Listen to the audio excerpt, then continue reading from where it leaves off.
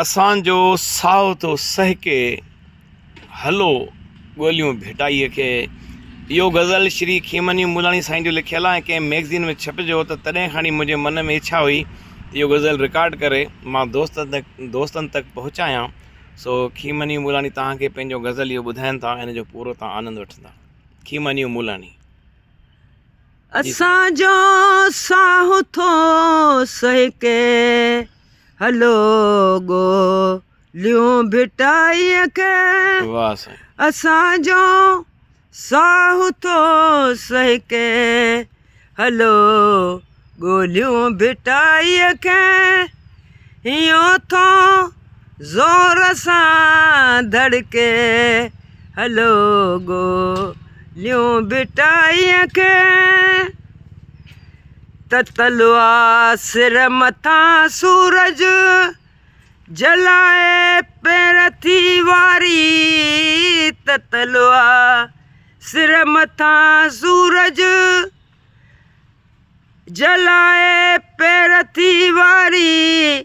उञायल जिस्म थो फटके उञायल जिस्म थो फटके हलो ॻोल्हियूं भेटाईअ खे। किथे को वण न का छाया किथे को वण न का छाया।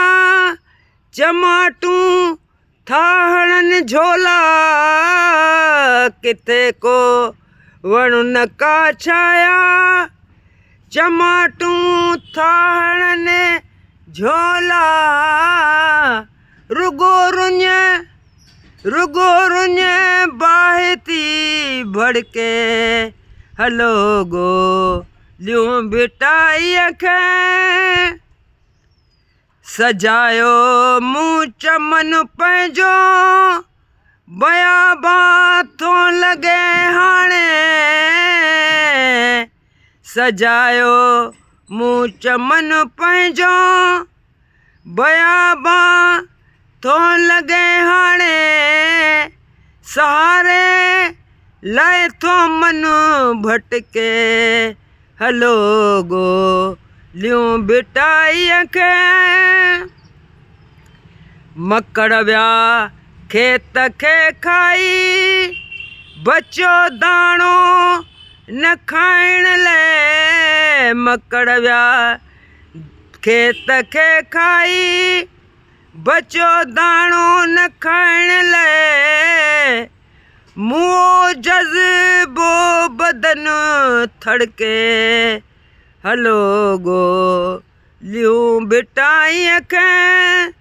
मुंहुं जज़्बो बदन थड़के हलो ॻोल्हियूं भेटाईअ खे। जुदाईअ में जीअण हाणे लॻे थो कोन थी सघंदो। जुदाईअ में जीअण हाणे लॻे थो कोन थी सघंदो। ॿुधे को सॾु न दर खड़के हलो ॻोल्हियूं भेटाईअ खे। ॿुधे को सॾु न दर खड़के हलो ॻोल्हियूं भेटाईअ खे। मक्ता है जी साईं। कंढियुनि जो झंग थी धरती कंढियुनि जो झंग थी धरती। निमुन जा वण सड़ी विया सभु। कंढियुनि जो झंग थी धरती निमुन जा वण सड़ी विया सभु। निड़ीअ में की कथी अटके हलो ॻोल्हियूं भेटाईअ खे। असांजो साहु थो सहके हलो ॻोल्हियूं भेटाईअ खे। वाह साईं, बेहतरीन साईं, बेहतरीन।